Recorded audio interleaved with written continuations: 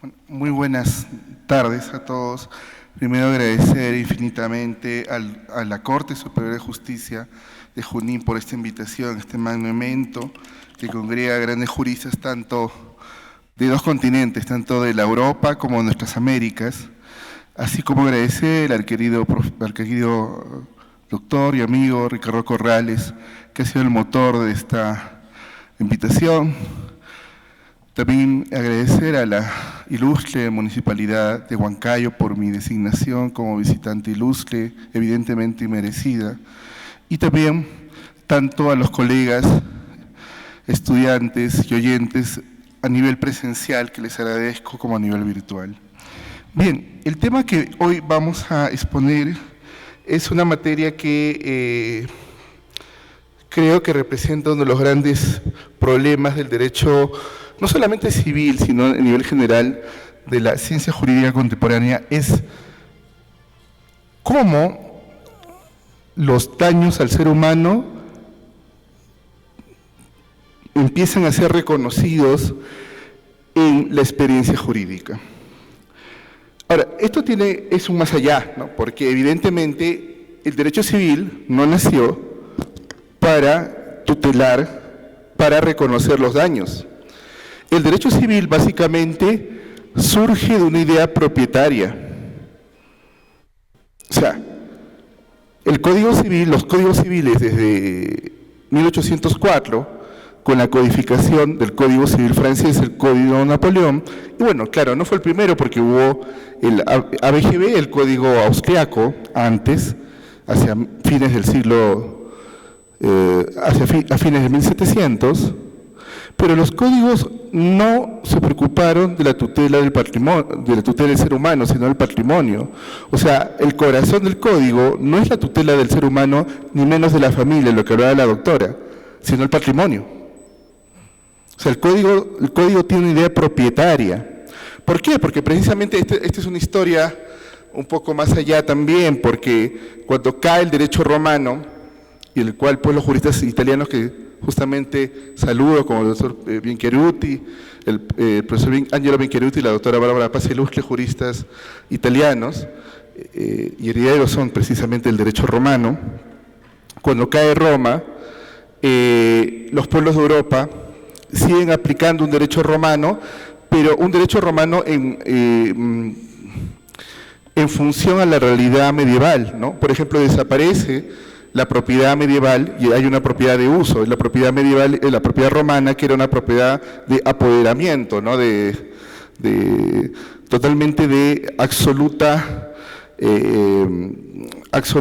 cierre frente a otros. No era una propiedad de uso que existe en el derecho medieval. Sobre este tema, el profesor Paolo Grossi, uno de los grandes historiadores del derecho, del cual tuve la oportunidad de tratar tanto en mis experiencias de maestrías y doctorados en Italia, y en su gran obra, El orden jurídico medieval, pues nos enseña esta idea de un derecho medieval sin Estado, por ejemplo, ¿no? Un derecho sin Estado, no un derecho sin Estado, ¿no? Que es una situación que deberíamos también repensar en nuestro tiempo. Entonces, desaparece la propiedad privada romana y aparece una propiedad medieval que podríamos en cierta medida también conectar con el discurso moderno de los bienes comunes, que ahora actualmente en Italia se está discutiendo tanto, y que hay incluso una comisión presidida por Stefano Rodotà, si no me falla la memoria, ¿no? Y al cual participaron grandes estudiosos como Roscigno, el mismo Rodotà, o Ugo Mattei, ¿no? Bien, pero la revolución, Paolo Grossi tenía una expresión muy interesante, decía, ustedes no piensen que la revolución viene de la revolución francesa, vino pensada por el pueblo, no fue así, fue por los cafés y la burguesía de París, ¿no? Los burgueses, porque precisamente los hijos de la burguesía, o los padres de los burgueses, los comerciantes, fueron excluidos de la nobleza, de la monarquía, y entonces sus hijos, los burgueses, evidentemente no querían preservar ese mundo medieval. Y entonces la propiedad romana, cuando llegan al poder, la propiedad romana vuelve nuevamente a la vida. Y se toma un principio de Séneca. Séneca fue un gran pensador romano, líder del movimiento estoico, en la cual Séneca dice: el poder político al soberano y la propiedad, el poder político al gobernante y la propiedad al ciudadano, de tal modo que cuando se codifica, la codificación francesa pone en su centro, en su filosofía, que la propiedad es absoluta, inviolable y sagrada. Esos términos no lo aplica al ser humano. Para el ser humano, para el código, la persona no es ni absoluta, ni intocable, ni sagrada, sino la propiedad. Entonces, los derechos de la persona y de la familia, que hablaba la doctora también, estaban olvidados en el Código Civil. ¿Cuándo surgen los derechos de las personas? Aunque parezca también curioso, haciendo un paralelo con el mundo actual, con el surgimiento de la tecnología. Con la tecnología hay un precioso libro, yo creo que sea quizás uno de los últimos libros que en Italia se ha estudiado el derecho de las personas, un libro de Giorgio Resta y Guido Alpa sobre derecho, muy precioso en la colección que dirigía el profesor Rodolfo Sacco, ¿no? El Tratado de Derecho Civil. Y precisamente allí, en otros libros, también en Perú, Fernández y Sarego, los derechos de las personas surgen con la tecnología. Por ejemplo, se inventa la fotografía, que en ese momento, en mitad del siglo XIX, era el daguerrotipo, ¿no? En Lima teníamos unos hermanos franceses muy famosos que tomaban fotos en el siglo XIX, que eran los hermanos Courrier, muy famosos en el siglo XIX y inicio del siglo XX. Alguien me toma una foto, ¿no? Por ejemplo, la primera foto, si no me equivoco, y seguramente me corrigen los profesores italianos, creo que fue una foto alemana en la mitad de 1850, donde se toma en una calle, ¿no? Ya, pero ¿alguien tenía permiso para tomarme esa foto? Entonces, no tenía permiso, entonces surge el derecho a la imagen, parte del derecho a la identidad personal, justamente lo que se expuso en un momento. Alguien inventa los periódicos, fin del siglo XIX, y en Estados Unidos un periodista hace una nota periodística, disculpen la redundancia, contra la esposa de un famoso abogado, ¿no? Warres Blanday, ¿no?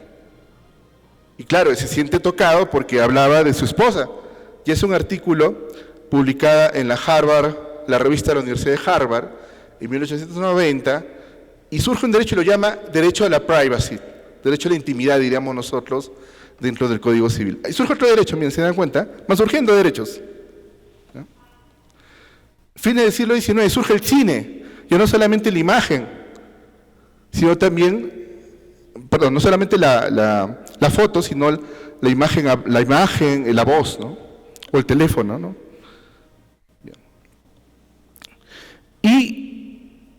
Pero recuerden que el Código Civil no se preocupa de los derechos de las personas, ¿no? Es parte de la tecnología que surge, ¿no? En el siglo XX, siglo breve, a decir del historiador británico Eric Hobsbawm, ¿no? Pero un siglo con muchos cambios, las dos guerras mundiales, ¿no?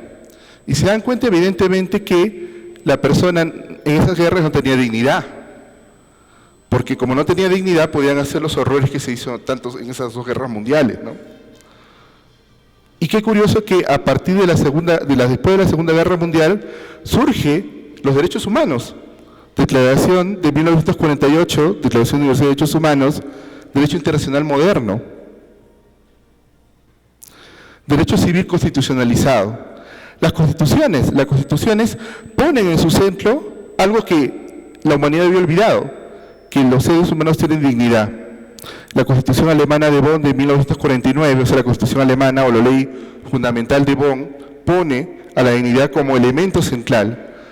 La Constitución Italiana del año 48, también. La Constitución Española del año 78, la Constitución peruana del año 79, que pone a la persona como el centro y eje de la sociedad del derecho. Y entonces aquí ya no podía, dentro de estos hilos constitucionales y derechos humanos, seguir viendo al viejo derecho civil, que tiene más de 2.500 años, sin reparar los daños al ser humano. Era imposible seguir con esos esquemas del pasado. Y entonces, aquí viene el diálogo con la cultura italiana, ¿no? Precisamente que nos acompañan en el Congreso como expositores, grandes ponentes, grandes representantes, juristas de dicho querido país. Guido Alpa decía algo que creo que es sintomático, por eso que se explica la presencia de grandes juristas italianos aquí. Guido Alpa, que hace poco nos dejó, tan conocido aquí, que ha venido en el Perú. Guido Alpa decía que la distancia entre Italia y Perú es solamente geográfica, porque tenemos una unidad cultural, y eso es verdad, Creo que ahí el profesor Guido tenía mucha razón. Bien, aquí vamos a hablar un poco de la experiencia italiana, porque Italia precisamente es el país donde, seguramente otros también de Europa, pero es aquí donde la doctrina y la jurisprudencia, diríamos, en una expresión tan cara a Rodolfo Sacco, los formantes, ¿no?, que son los que producen derecho, los formantes doctrinarios y los jurisprudenciales, se conectan en una forma muy, muy interesante, que empiezan a la segunda década del siglo XIX a pensarse sobre esos daños que no estaban en los códigos, que eran los daños al ser humano. Y que para la cultura francesa, aquellos daños que no eran patrimoniales se van a llamar o denominar daños morales. Pero hay una cosa muy interesante en Francia, que seguramente los profesores también italianos van a explicar, que en el mundo francés todo lo inmaterial es moral, o al menos así era al inicio, ¿no?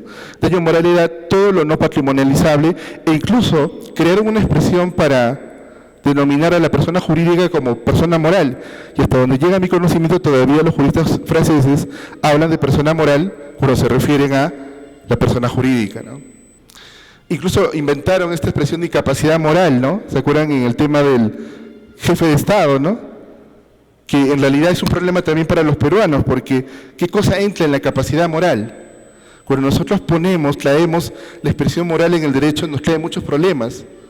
Porque ¿qué cosa es moral? Porque la moral tuya no es la moral mía, ni la moral de los que nos están escuchando ahorita vía la señal del internet, ¿no?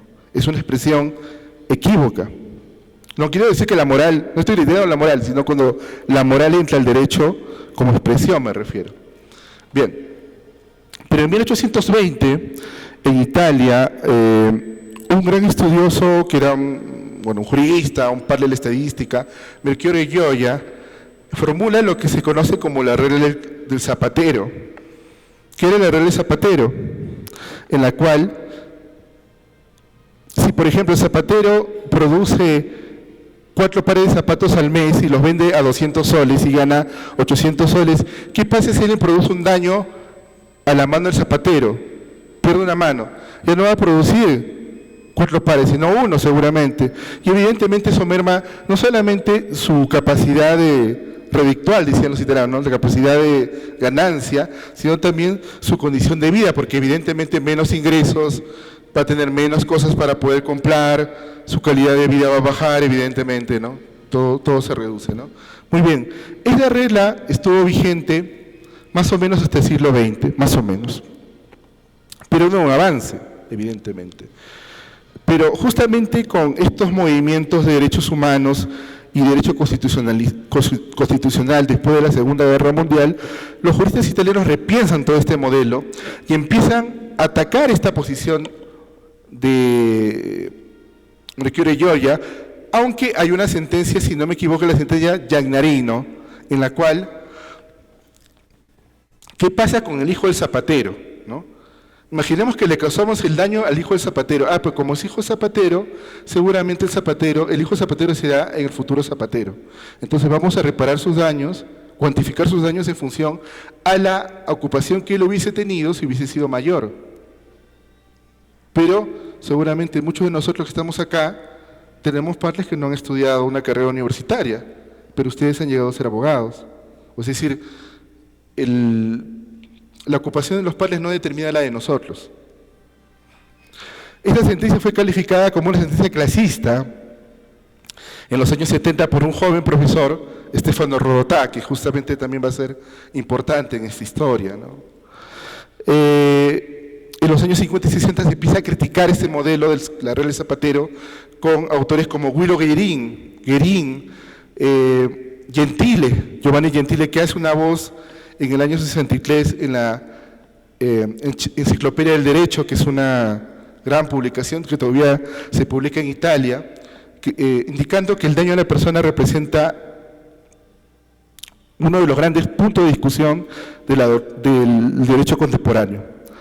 Y entonces vienen los años 70, época tan importante también para el tema de los derechos de las personas con discapacidad que el profesor Angelo Benchiaruti por la mañana. Y entonces en los años 70, que es un periodo muy interesante, porque en Italia, por ejemplo, se reconoce el derecho al aborto en el año 78, se reconoce el divorcio en el año 75, se hace la reforma del derecho de familia, que este año ha cumplido 50 años, ¿no? Y la reforma del año 75. Pero también en Francia, con Jean Carbonnier, el Dossier Carbonnier, se reforma también la familia en Francia. Entonces, en los años 70 es un movimiento rico de cambios y de derechos tanto, y de igualdad de la mujer también, ¿no? Los derechos de la igualdad de la mujer. Y los juristas italianos, especialmente los primeros, el de la escuela genovesa, empiezan a crear una voz que es la voz del daño biológico, danno biológico, dicen, ¿no? Que es la lesión al cuerpo. Por ejemplo, alguien mete un cuchillo, ya, eso, te dispara, ya. La lesión al corporal es lo que la escuela italiana de Génova denominaba daño biológico, y que también está reconocida en sentencias peruanas. Sentencias peruanas han reconocido el daño biológico como voz de daño dentro del universo del daño a la persona. En esta historia, evidentemente, tiene especial presencia los genoveses y los jueces genoveses.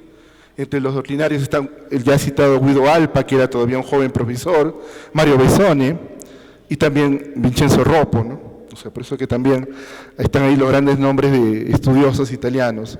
Pero los italianos van mucho más allá a fines de los años 70, comienzos de los 80, y dicen, bueno, no podemos quedarnos en un daño corporal, porque los daños de la persona incluso pueden ir más allá del cuerpo, pueden ir también a la salud. Pero ¿qué sucede en Italia? Hay un problema normativo, que su código civil es del año 42. Es un código hecho en el periodo del fascismo, tema muy interesante que evidentemente no voy a abrir acá para discutir, ¿no? Pero ese código no reconocía el daño a la persona. Así que los juristas italianos dijeron, no, si bien no está en el código, podemos encontrar una norma que pueda proteger al ser humano. Y aquí encuentran el artículo 32 de la Constitución italiana, que reconoce el derecho a la salud. Y nace en un diálogo entre derecho y medicina legal, entre un profesor que también vino a visitarnos desde el año 76 aquí en Perú, Francesco Donato Busnelli, y un médico legista, Marino Margaña, ¿no? Y ahí empieza un diálogo entre medicina legal y derecho. Y la escuela pisana entonces crea el daño a la salud. Ya no solamente el cuerpo, sino también el ser humano puede ser afectado en su integridad porque es una unidad psicosomática. Pero los italianos van mucho más allá, y a fines de los años 80, comienzo de los 90, en la escuela de Trieste, como se llamaba la escuela de Trieste, que tiene a Paul Ochendon como su máximo representante, y el cual el profesor Benchiaruti discípulo, o sea, representante de la escuela triestina, se encuentra con un nuevo daño. Dicen, no, hay situaciones que no se reconducen necesariamente a un daño al cuerpo, daño biológico, o un daño a la salud. Ejemplo, salen dos amigos aquí en la plaza, en la noche, un abogado y un futbolista, ¿no? Ahora que estamos en la fiesta de Santiago, toman sus aguas espirituosas y lamentablemente pues no ven, pasa un bus y los atropella. Ambos pierden las piernas, pero si bien el daño es el mismo, las consecuencias en la vida del futbolista y del abogado no van a ser la misma. Porque el abogado, a pesar de que no tener piernas, va a necesitar prótesis, tratamientos médicos, medicina, apoyo, asistencia seguramente toda su vida. Pero a pesar de eso, podrá probablemente seguir siendo abogado, obviamente muy disminuido. Pero la pregunta es, ¿el futbolista sin las piernas podrá seguir siendo futbolista? No. ¿Ha habido una lesión a qué? A su proyecto de vida. Una voz de daño creada acá en el Perú. Pero en el caso del abogado, se le ha creado un daño existencial. Hay una sentencia, me parece, del año 74, que justamente es comentada por Patricia Civis, otra discípula del profesor Chendón, en un artículo que se reconoce como el inicio del daño existencial, publicado en el homenaje a Rodolfo Sacco, en italiano es a la scoperta del daño existenciale, al descubrimiento, o descubriendo el daño existencial. Y cita un caso muy interesante. Una señora va a hacerse una operación médica, pero la intervención estuvo mal, y lamentablemente como producto de esa intervención médica, ella no tiene movilidad de la cintura para abajo, nada, ¿ya? Entonces pide las reparaciones que corresponden en un proceso, y esto lo contaba muy vivazmente Pablo Chendón en un congreso muy vivaz, y le decía, bueno, entonces, ¿qué pasa? Están decidiendo los jueces, y entra el esposo, ¿no?, el cónyuge, y dice, un momento, señores jueces, yo también soy afectado. ¿Por qué?, le dicen los jueces. Porque a partir de que mi esposa está en ese estado, no tiene movilidad, yo no puedo tener relaciones sexuales con ella.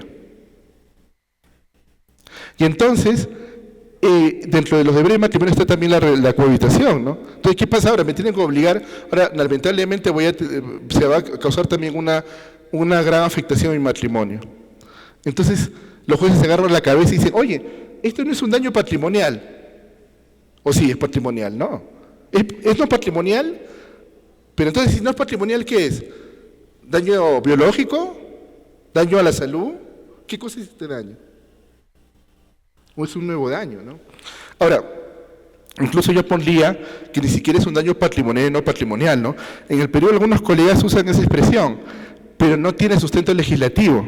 Porque si tú vas en el Código Civil peruano, no vas a encontrar en el código la expresión daño no patrimonial y daño patrimonial, porque los jueces lo citan, pero no tiene base legal. O sea, es infraleye. ¿Qué categoría se utiliza el Código Civil 84? Responsabilidad contractual y extracontractual. O daños contractuales o extracontractuales, pero no patrimoniales y no patrimoniales. Además, esa expresión es nuevamente lo que hablamos al inicio de la exposición. O sea, para el centro del derecho, para esa visión, el patrimonio es el centro del derecho. Por eso que dice patrimonial no patrimonial, cuando en realidad debe ser subjetivo y no subjetivo, ¿no? Porque al final de cuentas, el centro del derecho es el ser humano, porque el patrimonio debe ser la medida de todas las cosas, ¿no? Bien, entonces estas grandes discusiones estaban en Italia, las escuelas italianas siguen todavía discutiendo, por ejemplo en los años 90 y 2000 hay una discusión muy fuerte entre la escuela pisana y la escuela triestina, ¿no? Había lo que se decía el debate existencialista, antiexistencialista, ¿no? Muy fuerte, muy vivaz, ¿no? Y que encendió mucho, y que también aquí en América Latina se siguió, porque incluso el daño existencial de la escuela triestina ha tenido un éxito enorme en Brasil.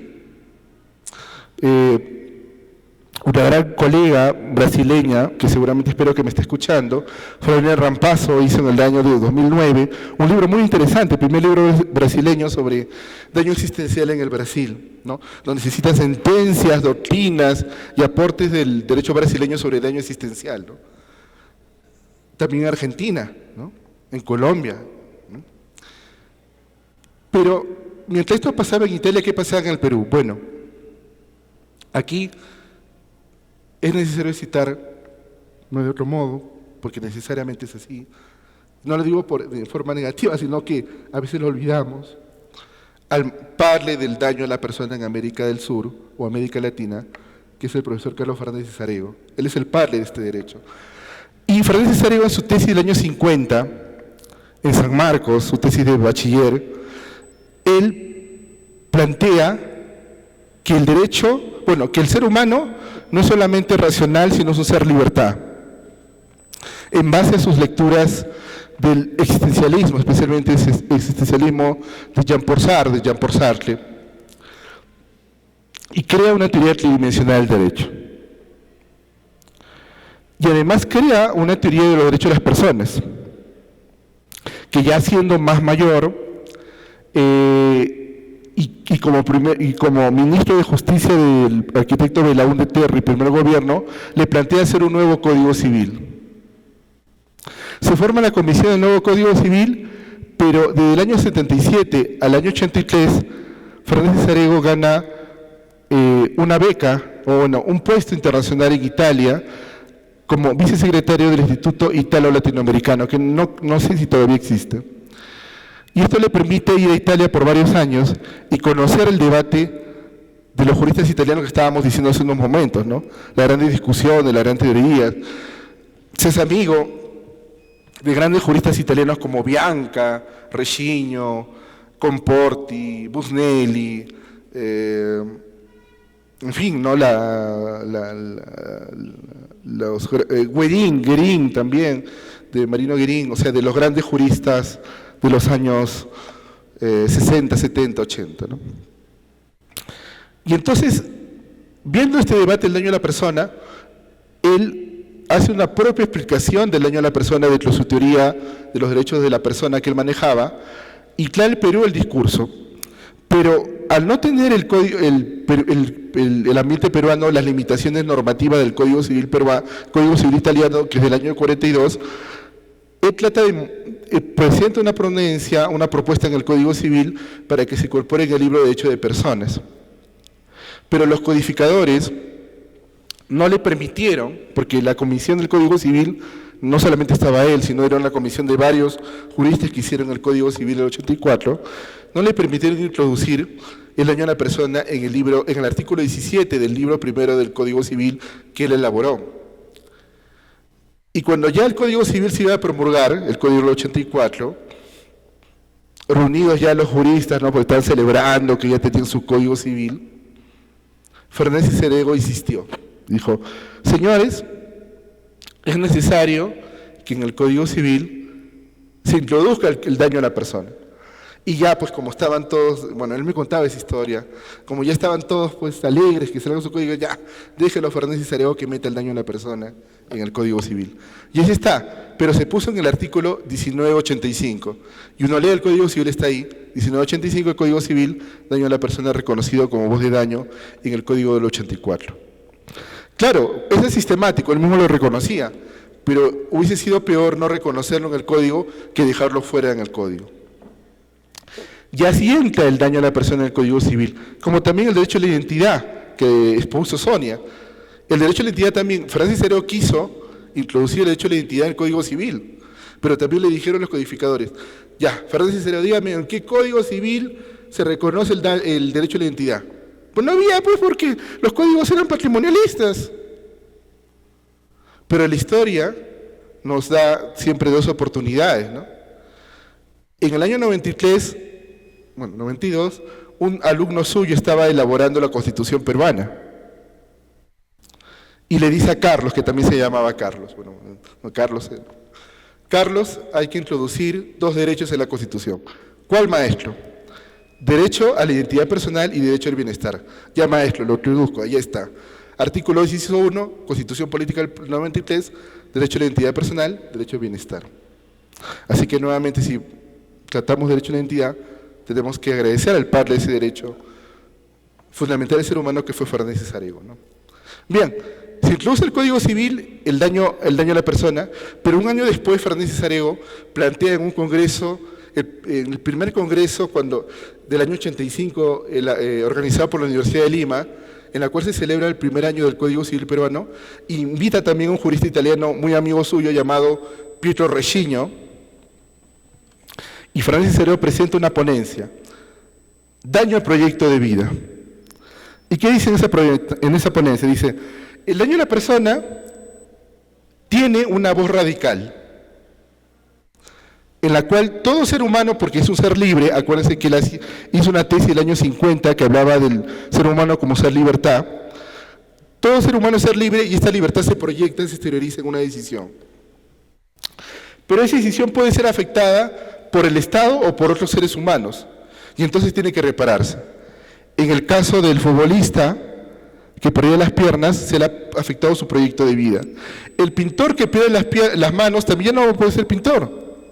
El pianista o el chef, ahora que tanto el boom de los chefs, la cocina peruana se ha revalorizado en el mundo con justa medida. Si el chef pierde las manos, ¿podrá seguir siendo chef? Entonces, empieza a reconocerse el daño proyecto de vida como voz de daño radical. Por ejemplo, en la Corte Interamericana de Derechos Humanos del año 98, se da un caso. Una chica que estudiaba, una profesora que estudiaba Derecho en Lima, María Elena Loza Tamayo, caso real, es capturada como supuestamente senderista, ¿no? Terrorista, ¿no? En los años 80. La policía la tortura, le saca con trajes a rayas, la tortura, la violenta, y por todo lo que había vivido, ella tiene que huir a Chile. Años después, hace recurso a la Corte Interamericana de Derechos Humanos y la Corte, después de todos los daños, le reconoce un daño al proyecto de vida. Es decir, que por todo lo que había ocasionado el Estado peruano contra ella, se le había afectado su plan vital, el plan existencial. Si bien la Corte no le reconoce un monto de reparación, pero sí dice que, como fue la primera sentencia, la misma acceso a la justicia es una forma de reparación a la víctima. Un caso más parecido, igualito de Blasio Tamayo, el caso del señor Cantoral Benavides, un señor también joven que fue acusado de senderista, torturado y después hace recurso a la Corte Interamericana de Derechos Humanos y también le reconoce daño proyecto de vida. Tercer caso, el caso de los niños de la calle versus Guatemala. Este no es un caso peruano. Ustedes se acuerdan que en los años 90, yo me acuerdo cuando era niño, en los años 90 en Lima, se hablaba de los pirañitas. No sé si ahora se habla así de los pirañitas. Que eran los niños de la calle, ¿no? Los niños de la rúa, se dice en Brasil, ¿no? Bueno, ¿qué hacía el Estado guatemalteco? Los asesinaba. Los mataba a los niños de la calle. Y aparte que los cuerpos no los entregaban a las madres de los familiares, los enterraban en un bosque denominado Bosque de San Nicolás. Ahora, es muy simbólico porque ustedes saben que San Nicolás es Papá Noel, ¿no? O sea, un nombre tan ligado a la niñez era el lugar donde enterraban a los niños de la calle en Guatemala. Y los jueces de la Corte Interamericana, especialmente el juez Augusto Cansado Trindade, uno de los grandes jueces de la Corte Interamericana de Derechos Humanos, ya fallecido. Otro gran juez fue Sergio García Ramírez, mexicano. Ya, Augusto García Trindade decía, un momento, el derecho a la vida no puede ser nunca no matar, sino el mismo hecho que el Estado, los Estados, no le dieron a estos niños vulnerables, a estas personas vulnerables de los niños, la posibilidad de que puedan desarrollar su vida, era ya también quitarles la vida. O sea, el derecho a la vida no es no matar, sino que las personas tengan las posibilidades para desarrollar una vida digna. Así lo dice la Corte, mira qué interesante, y dice que el proyecto de vida, eliminar el proyecto de vida es eliminar la vida misma. O sea, recoge el aporte de Fernández y Sarego y se reconoce en la jurisprudencia de la Corte Interamericana de Derechos Humanos. Y me digan, sí, pero ha ido más queda, ¿no? Y el Perú, bueno, hay sentencias en Argentina. Argentina ha tomado daño proyecto de vida y daño a la persona que están reconocidos en el Código Civil del año 2015. Hay sentencias sobre este tema, tanto en Brasil y en el caso peruano, Tribunal Constitucional, Corte Suprema y juzgados de diversas instancias. Un caso, por ejemplo, que vio el Tribunal Constitucional, un diplomático que en los años 90 hizo un comentario sobre el gobierno de turno. ¿Qué hicieron? Lo despidieron. Y ustedes saben que, injustamente, que los diplomáticos hacen una carrera toda la vida, ¿no? O sea, entran como tercer secretario, saliendo de la academia diplomática, y van escalando, ¿no? Como son los militares también, ¿no? Van siguiendo. ¿Qué pasa si tú le cortas ese? Igual los fiscales y jueces, ¿no? Entiendo que van subiendo, ¿no? Escalando en el tiempo. Ya, pues lo sacaron al diplomático, injustamente, y se le afectó su proyecto de vida. Hay un caso también de la discoteca, una discoteca, ay, no, se me olvidó la ciudad, en la cual un abogado va a una discoteca, caso real, visto por la Corte Suprema de Perú, en el año 2019, perdón. Va a una discoteca y los de la puerta no tenían esas máquinas de detector de metales, ¿ya? Entonces lo rebusca todo y las personas pasan, pero no tenían esa máquina. Bien. Dentro de la discoteca él discute con una persona. Y esa persona se creía Clint Eastwood y empezó a sacar su pistola y empezó a disparar a todo el mundo. Le cae una bala al abogado, 2 balas al abogado.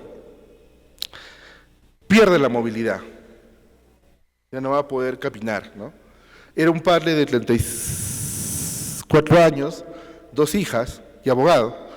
Y él plantea ahí que en ese caso se había afectado su proyecto de vida. Es una idea interesante porque también incluso habla de la falta de los deberes de protección. Materia discutida también en Italia, ¿no? Especialmente por la influencia alemana, ¿no? Bien. Y una reciente sentencia también que se dio en el caso del niño Brunito, ¿no?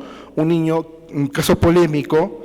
El niño Brunito era un niño que vivía en Lima, era un niño con autismo y que lamentablemente fue arrollado por un tren en Lima, fuera de Lima, ¿no? Cuando se discutió este tema hubo mucha polémica en la doctrina peruana, al menos civilista, porque se decía que no era necesario examinar la condición de la víctima, cuando en realidad sí, porque una persona con autismo no reacciona igual que una persona en teoría normal, no voy a poner entre comillas que es normal y que es no normal, ¿no? De eso seguramente el profesor Bequeruti mañana nos va a explicar sobre cuando le decimos normalidad en una persona, ¿no? Pero el caso Brunito se resolvió a partir también de la Convención Internacional de las Personas con Discapacidad. Por eso la importancia de ese tema que también mañana escucharemos al profesor Bequeruti. Y es más, no solamente se debe quedar el daño a la persona a una afectación al ser humano. Justamente aquí estamos en una región, y hemos estado ayer también con los profesores en una comunidad indígena, en la cual se está planteando que las afectaciones al medio ambiente, a los animales, a la naturaleza, también están relacionadas al ser humano, ¿no? Justamente la profesora Pozo mañana va a hablar de la responsabilidad ambiental, ¿no? Y ya se considera aquí, hay sentencias muy interesantes en la cual se considera, por ejemplo, en el caso de un zorro, run run, un caso en Lima, como el animal como sujeto de derecho. Y esto no es nuevo para los peruanos. En el año 1914, en mi Universidad de San Marcos, yo soy sanmarquino y profesor ordinario allá de Derecho Civil, en el año 1914, Alfredo González Prada, el hijo de don Manuel González Prada, pero que no se recuerda solamente porque es el hijo de González Prada, don Alfredo hace una tesis titulada El derecho y el animal. ¿Y qué plantea ahí don Alfredo González Prada? Dice que el animal debe ser considerado un sujeto de derecho. Y parte del estudio del pensamiento antiguo, del Código del Manú, de las enseñanzas de San Francisco de Asís, incluso del derecho romano, para llegar a considerar al animal como sujeto de derecho. Por eso que el tema del animal sujeto de derecho no es un tema nuevo para los peruanos. Venimos hablando con González Prada de este tema desde el año 1914, ¿no? Y una reciente sentencia también, el año pasado, ha considerado el río Marañón como sujeto de derecho.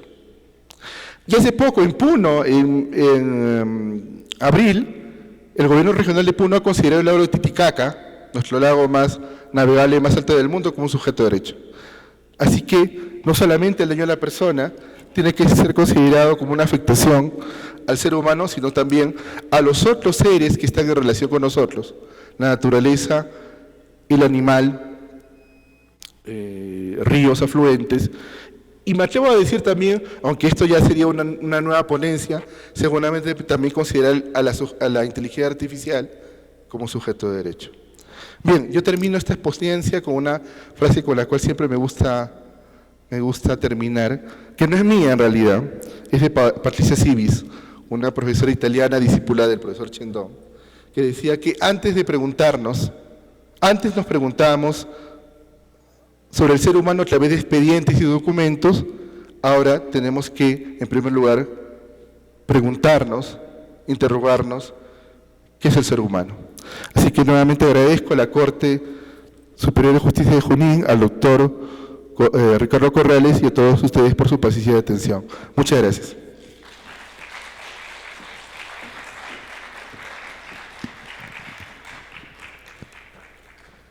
Muchas gracias por la ponencia al doctor Carlos Antonio Agurto González. Ahora vamos a dar pase a la panelista y hoy contamos con la doctora Nelva Micarili Arauco Montes, jueza del Cuarto Juzgado de Paz Letrado Penal del Tambo. Desempeña sus funciones jurisdiccionales en el ámbito penal, velando la correcta aplicación de la ley, la garantía del debido proceso y la protección de los derechos fundamentales, en cada caso sometido a su despacho. Damos la bienvenida a la doctora Nelva y la recibimos con un fuerte voto de aplausos.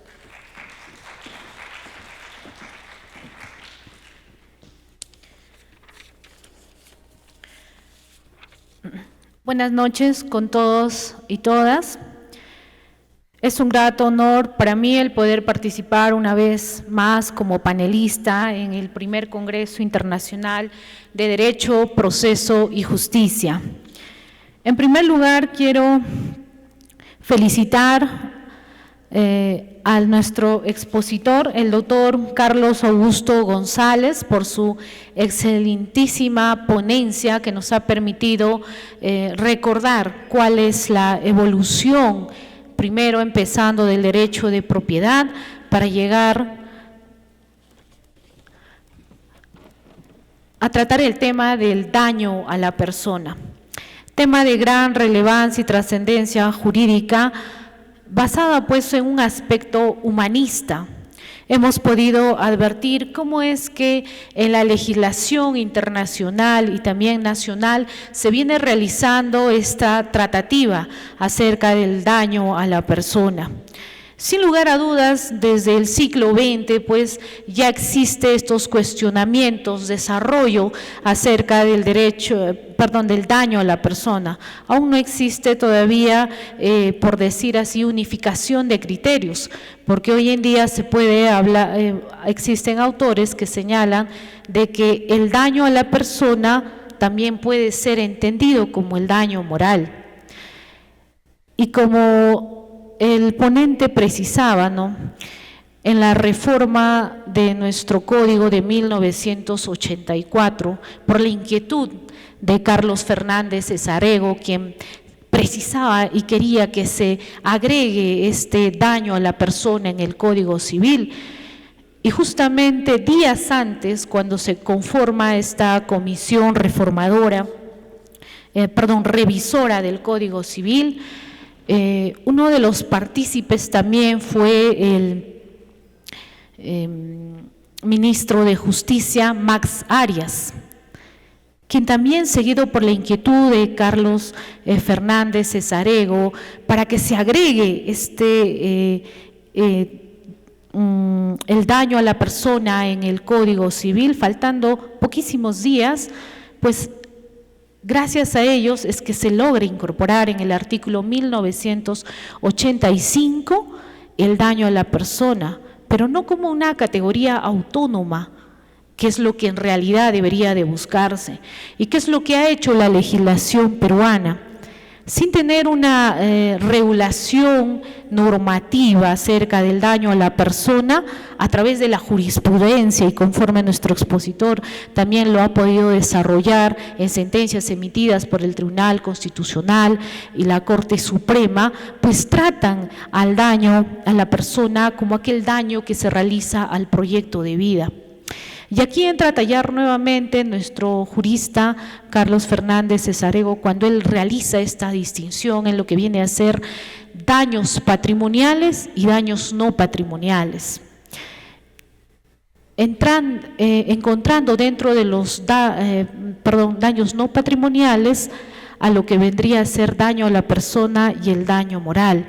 Entonces existe pues una clara distinción en lo que viene a ser daño a la persona y daño moral como una especie de género y especie, ¿no?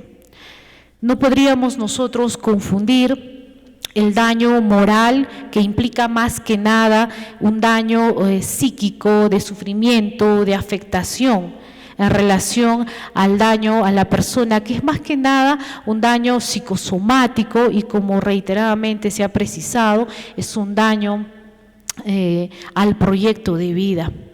En ese sentido, me permito realizar una pregunta a nuestro ponente.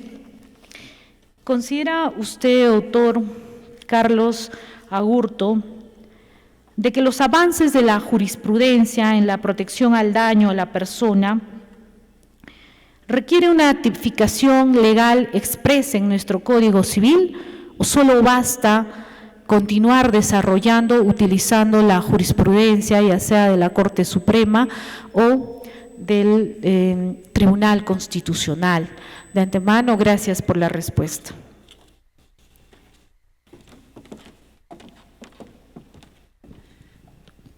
Bien, agradeciendo a la doctora Nelva Arauco Montes por la participación. Doctor, lo invitamos para que pueda dar la réplica correspondiente. Doctor Carlos Arauco.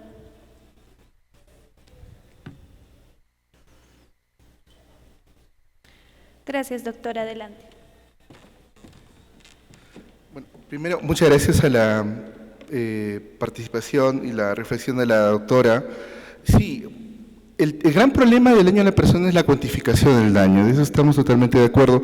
Precisamente referíamos al aporte de Mercurio Gioia en 1820. Ahora, ¿qué es lo que podemos encontrar esto a nivel? Yo siempre digo que si bien mi maestro, porque fue mi maestro también, Carlos Fernández Arego, es el padre doctrinario del daño a la persona, pero los padres concretos del daño a la persona son los jueces en el Perú.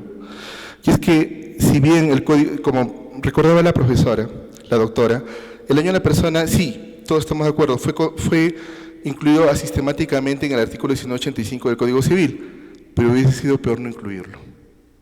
Porque a partir de esa voz de daño, que si bien no es una voz autónoma, totalmente de acuerdo, pero la jurisprudencia peruana, en estos 40 años de Código Civil, creo que lo ha sistematizado no perfectamente, porque no hay ningún trabajo perfecto, pero sí bastante interesante. Por ejemplo, en el tercer pleno casatorio de marzo de 2011, que era un tema sobre materia de familia, precisamente, se considera allí, en esa sentencia de los jueces supremos, que el daño a la persona precisamente es la categoría general.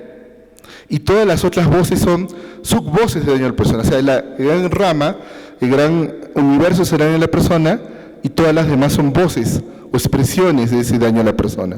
El daño moral, por ejemplo, es considerado como una afectación no patológica, temporal, que se diluye en el tiempo. Ejemplo típico, el luto, ¿no? Todos tenemos acá familiares, seres queridos que ya no están. Esa pena es una pena que evidentemente colisiona al ser humano, pero eso después se va a ir pasando en el tiempo.